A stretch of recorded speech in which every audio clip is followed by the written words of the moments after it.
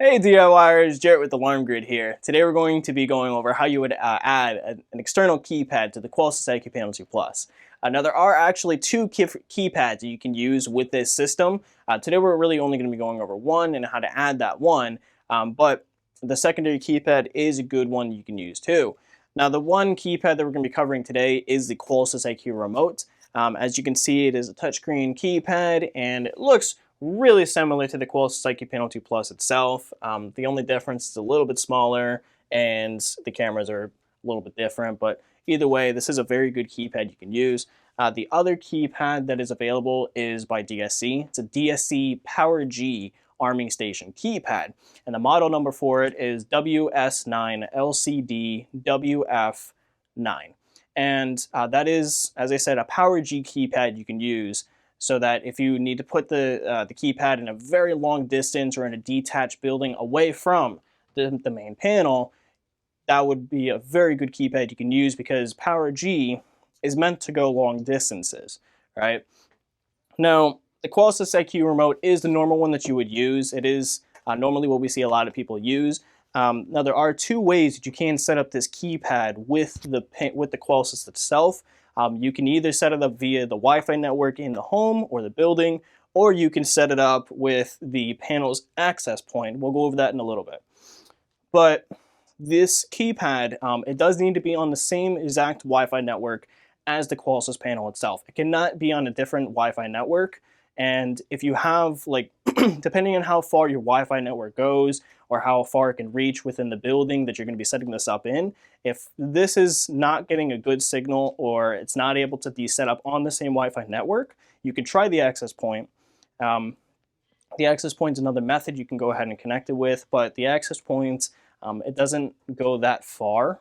I mean, I would say you can get a good, like, maybe 20, 30 feet with it, but if you have a lot of walls, a lot of doors, if you have a lot of obstructions in between the keypad and the keypad and the panel, you might want to take a look into the Power G version. The Power G arming station is going to be a bit better for long distance because, as I said, Power G is meant to do that. So if you're going to be setting up this keypad out of that Wi-Fi network or too far from the system, you might want to look into that other keypad. Now, one thing you want to keep in mind, though, the Qolsys IQ Remote, it is touchscreen, as you will see. Now, the DSC arming station, though, the Power G version, that is not touchscreen. It is just an LCD screen type of keypad. It looks like the normal one, has like the numerical buttons and everything, but it's, as I said, you know, it will go a longer distance. Now, in certain occasions, you know, you can set up different keypads. I mean, there's different occasions as to why you would go ahead and do that. A lot of the reason, or most of the time, people just want to have a secondary access point in the building or home to be able to arm and disarm the main panel. The other reason is if you're worried about a burglar coming in and trying to destroy the system. All right, what you could do, or what we see a lot of people do as well, is put like the keypad near the entry point, whether it be the front door, near the garage, or in the business, near the front door as well, so that if somebody comes in and tries to destroy the panel, they're destroying the keypad, not the actual system. And they normally store the system either like a closet, in their bedroom. It really depends on where you would like to put that panel. But you could put it in a strategic point so that it's not being destroyed and it's still sending out the signals, still alerting the central station, everything that you need that system to do. Now, if you want to go ahead and pair the Qolsys IQ Remote to the panel, first you want to make sure that the actual or the main panel itself is set up to your Wi-Fi and it obviously is powered on. As you can see, this is powered on, but if you haven't set it up to your Wi-Fi yet, all you have to do is just go to the top gray bar at the top. You just tap on that. It's going to bring in this drop down. You're going to go down to settings, and you want to go into advanced settings. Now, normally when you tap on advanced settings, it is going to bring up a keypad to ask you for a certain code to enter. Normally you can enter the installer code or the dealer code to get into that menu. The default is 1111, or the default installer code is 1111. Default dealer code is 2222. Now, the reason why I didn't pull this up is because we have the system set up, or it didn't pull up the windows because we have Partition set up. Whenever you have Partition set up, it's not going to ask for that code. But if you don't have those set up, keep a lookout for that. But when you're in this menu, you want to go into Wi-Fi. And then this is going to bring up the different Wi-Fi networks that are available. So as you can see, we have Alarm Grid connected already. It's already set up to our local Wi-Fi. But if you did need to set up, whichever one you have, you just tap on that Wi-Fi network, and normally it would pull up this window where it would ask you for a password. So you just enter the password, and then this connect button will light up. And then all you got to do is just tap on that. It's going to go through its process and connect to the Wi-Fi network. Now, once you have confirmed that the panel is connected to the Wi-Fi, then at that point you want to go ahead and power up your keypad. As of right now, we don't have this powered up, but what you want to do is grab the cable that comes with the keypad. It's just a certain little barrel connection type cable with its transformer. As you can see, we have the transformer right here, and you have the spade lugs at the bottom with the positive and negative. Basically, these are not going to come, normally they're not going to come pre-wired in, so you just need like a Phillips head screwdriver. You take these little lugs and you just match it up with the positive and the negative here on the transformer and just screw this in. On the under end of it, you have a barrel connection. All right, this is going to be the side that's going to plug into the panel. So what you'll do is on this side, or I don't know if you can see it, but there is the barrel connector on the back of the panel itself. So you just plug that in. And there is already a battery backup built into this keypad. You don't have to open it up to set it up or anything. It's already wired in. So all you have to do is just plug in the power and then power up your keypad. So now that we have the barrel connection plugged in, I'm just going to go ahead and plug in the transformer.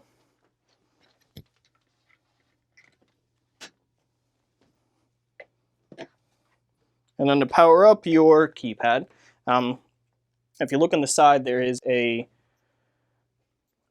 power switch, power button. So you just hold down the power button for a few seconds and it's going to go ahead and turn on. And it's going to go through its process. You see the little Android guy right here. You have a little battery status.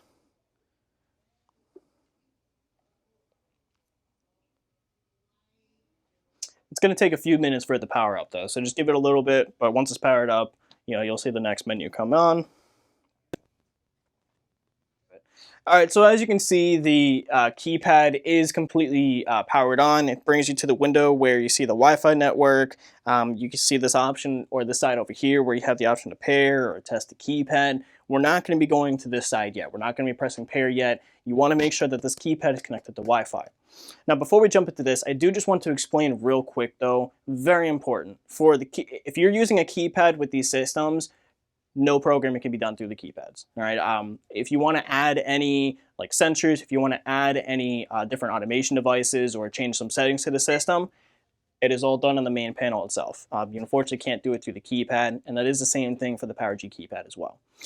So now to go back into this, what you want to do is pair this to the same exact Wi-Fi that this system is paired on as well. So as we saw, it's on Alarm Grid. So we're going to be looking for Alarm Grid here. And I'm just going to tap on that. It's going to ask for the password. So you just type in the password then. So it's going to go through its authentication. I may have typed in the password incorrectly. Hold on. So if you accidentally type it in incorrectly, this is also important. You could just tap on it. So right now it's just going through the authentication process right now, and it keeps saying authenticating and then saved. Normally means that the password is incorrect. So if you tap on it, or normally it would tell you that the password is incorrect, but if it's going through that, that's normally what it means. So if you tap on it and just press forget, it's going to completely forget it, and you can go ahead and re-enter that password. So if you tap on Alarm Grid or your Wi-Fi name, go ahead and type in the password. So as you can see, it said obtaining IP address and is connected. So that's how you'll know that, that this panel is connected to the Wi-Fi. Now, what you want to go ahead and do is on the panel itself is you want to put it in the pairing process. So to get to that point, you want to tap on the small gray bar at the top, go into settings, and then go into advanced settings, and then that's where you would enter the installer code or the dealer code. The default installer is 1111. Default dealer code is 2222. So you want to go into installation, devices, Wi-Fi devices, because right now we paired this through the Wi-Fi. It's not through the access point. So now you want to go into IQ Remote devices, and you're going to get to this window. So now you just press pair. All right, and then on the panel itself, you're going to tap on pair as well. Now it's going to go through its process. Sometimes it could take a few minutes, so just give it a little bit, be a little patient with it. But once it does that, then it's going to start downloading a patch. It's basically downloading things from the system. And then once that's done, it's going to go ahead and normally pull up the main menu of the Qolsys system. It's going to mimic the main, like what you would see whenever the system is at its main menu, and that's how you know it's completely paired.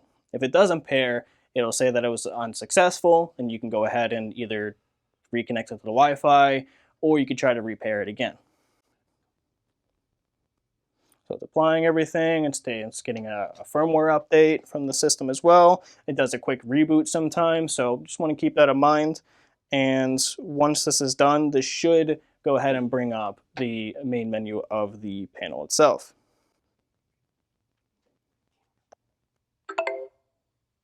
It's going to go through its reboot process, saying good to see you. Just being a little friendly. Okay. Oop. Still going through its pairing process, actually. And there you go. Now it pulled up the main menu of what the system would go ahead and show. So once you have it paired, on the main panel itself, you just tap on the home button at the bottom, and then it'll bring you back to the main menu. So as you can see, it is mimicking it is basically copying the panel. It looks exactly the same. They look very similar, but this is when you know that the keypad is paired. Now, to show you real quick how, just the settings and everything on the system, you just tap on the gray bar, same as that one. If you go into settings, it's going to ask you for the code, and it gives you a very limited view of what you can do with it. This is what I mean as to why you can't do any programming, because it doesn't give you any of those options. You would have to do all of that on the main panel itself. But you could do a network test. If you had any cameras paired to the panel, you can go ahead and change the settings via that. You can go into the Wi-Fi, repair it to a new Wi-Fi, full reset, do stuff with the display. Just very basic stuff on the keypad. All right, so as I discussed, there is a secondary way to be able to set up the IQ Remote to the main panel, and that is via the access point on the system itself. Now, if you want to go ahead and set that up, what you want to do is just tap on the gray bar at the top, and then go into settings. Tap on advanced settings. Again, you want to go ahead and enter the installer code or the dealer code. Go into installation, devices, Wi-Fi devices, and you will see access point settings. So you just tap on that, and this is going to give you the option to go ahead and set it up. As you can see, it's not enabled, so all of this down below is grayed out. So if you just tap on the little box, you can get the little check in there. It's going to go ahead and start the process of turning that on. All right, and then below it, you have the SSID so that you know what the network is named, and you have the DHCP IP range. You can go ahead and change the password if you want to for this access points. You can go ahead and activate WPS pairing so you can connect it to your current Wi-Fi if you wanted to, or, well, no, not or, but this is how you can view the password though. So if you're not sure what the password is for your access point, just go down very below or at the very bottom and just tap on access point password. We're going to go ahead and change that because it is a bit of a long password. So we're just going to change it to something simple, just password 1 for right now.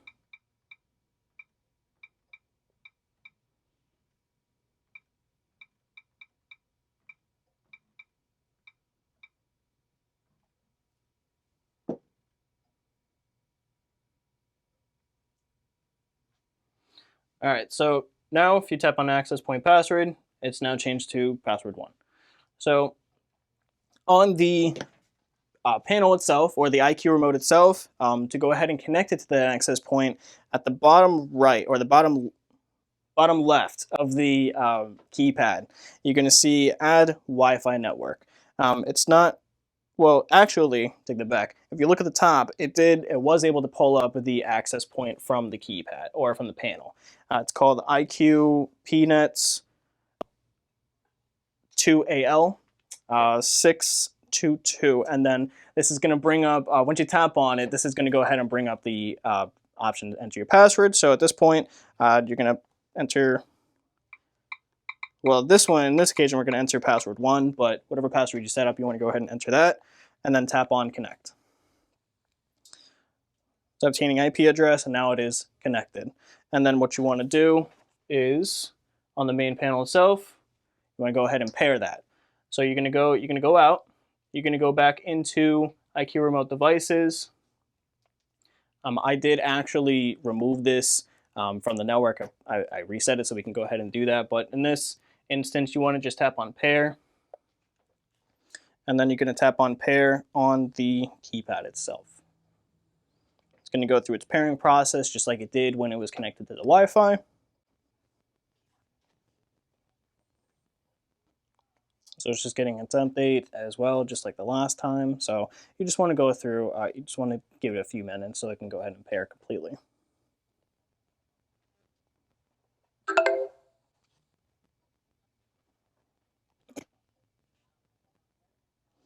All right, so now it is pulling up the main menu of the panel. So once you've confirmed it's paired, just tap on the house icon at the bottom of the panel, and as you can see, it is successfully paired.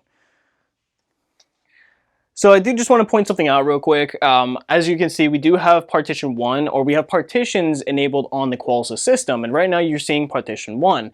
Now if you were to scroll down or scroll up, you will see the second partition. So we right now have 2 partitions set up on the Qolsys. Now if you had multiple partitions, all you would do is just keep scrolling and be able to see Partition 3, Partition 4, how many you want to set up. Now, whenever you are pairing a Qolsys IQ Remote to the Qolsys panel, this is actually going to, by default, be assigned to Partition 1.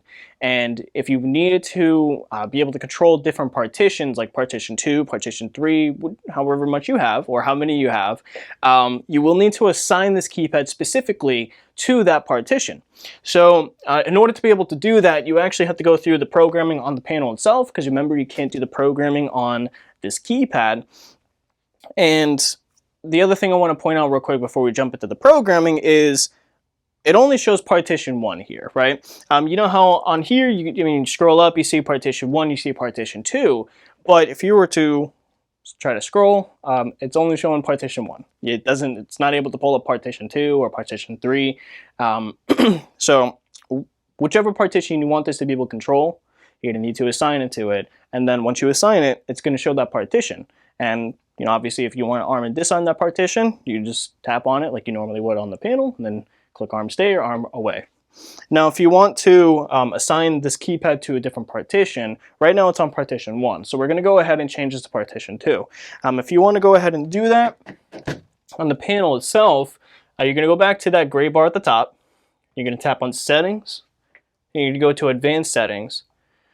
And remember, whenever you go into Advanced Settings, it normally is going to bring up a window asking you to enter the code, whether it be the installer code or the dealer code.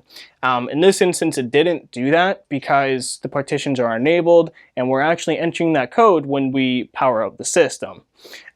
So I've already entered the installer code, so right now it's taking me to the installer code menu because it knows that I'm technically an installer operating the system.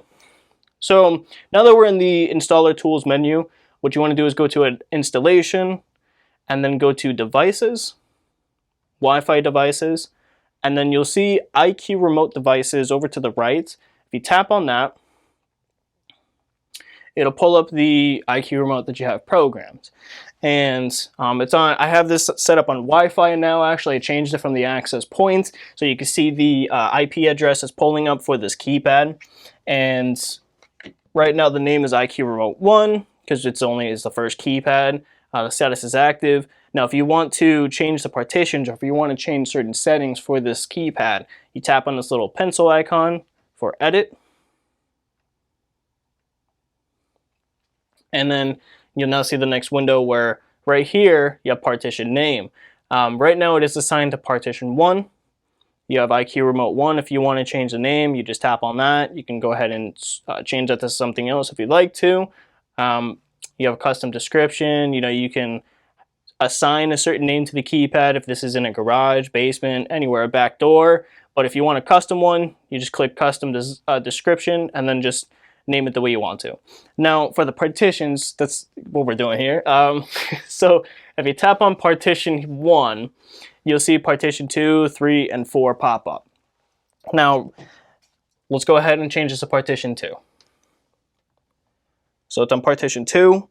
This is still set to partition 1 as you can see, but once we click save, sensor updated successfully, you're going to see partition 2 pop up or come up on the screen. So now this keypad is assigned to partition 2. So if I were to hit the house icon, as soon as you're done with that, all you have to do is just hit the house icon. It'll take you back to the main screen. And now we have our keypad assigned to partition 2. So if I were to arm the system in arm stay mode, right now partition 2 is arms. And if you go into the panel, right now you see partition 1 disarmed. But if you go down, partition 2 is now armed. So if you want to, obviously if you want to just disarm it, tap on it.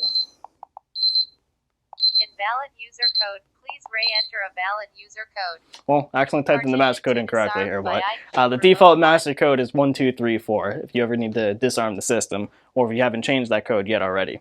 But now we have the partition 2 disarmed. If we had this on partition 1, we'd do the same exact thing. Instead of saying partition 2 and arming partition 2, it would then instead arm partition 1 and so on and so forth. Now, one thing I do want to show you here is whenever we have a sensor on the other partition, now I have a sensor added to partition 2. So what I'm going to go ahead and do, just for a demonstration, I'm going to change the keypad to partition 1, and I'm going to arm partition 1, and I'm going to fault the sensor on partition 2 to show you how a partition works, right? Remember how I said that if you have sensors on specific partitions, you don't want them to interact with the others, then you set up the partition. So, living room, partition 1, and then office, partition 2. So what we're going to do is change this to partition 1. Sensor updated successfully. So we go back to the main screen now. I'm just going to go ahead and arm the system through the keypad. So we're arming partition 1. Select arm system type. Partition 1 arm stay. So right now we have partition 1 in arm stay mode, and I have a sensor here programmed to the 5816 Honeywell door contact, and if I were to fault it, nothing's happening because this is on partition 2. Partition 1 is not being affected by this at all. So if I were to scroll down, you see the sensor is actually faulted right now. If I were to close this, sensor is not going to be faulted anymore, and then as soon as I open it again, it is going to be faulted. But again, it is not affecting partition 1 at all. So that's really how the partitions would work. If you want to arm a certain area in the home or office, anywhere, right? If you want to arm a certain area and not have it, or have another area disarmed and not be affected, partitions. That's why you would set those up.